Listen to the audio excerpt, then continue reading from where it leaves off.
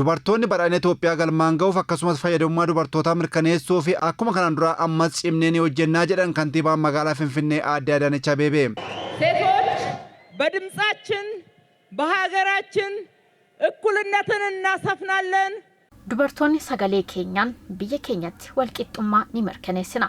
Badhaadhina ni milkeessina. Badhaadhina milkeessuu qofaa miti. Badhaadhinaa fi walqixxummaa keessatti fayyadamummaa dubartootaa dhugaa fi haqa qabeessa ta'e ni milkeessina. Itoophiyaan addunyaa irratti akka beekamtu alaabaan ishee ol ka'ee akka mul'atu gumaachi gootota atileetota dubartoota Itoophiyaa daraan olaanaa ta'uu kan himan kantiibaan magaalaa Finfinnee Aadde Adaanech Abeebee oolmaan dubartoota biyya keenyaaf oolan ammayyuu baay'ee hin dubbatamne jedhanii gara fuulduraattis walqixxummaaf haqni akka jiraatu ni qabsoofnaa jedhan. ሴቶች ለሀገራችን እኩልነትና ብልጽግና የከፈሉት ዋጋ ያደረጉት ተጋድሎ ገና አልተዘከረም፣ ገና አልተነገረም። Dubartoonni walqixxummaa biyya keenyaa fi badhaadhinaaf gatii isaan kaffalan qabsoo isaan taasisan ammayyuu hin kabajamne, hin yaadatamne. Gara fuulduraattis kan kana dura caalaa ni hojjenna.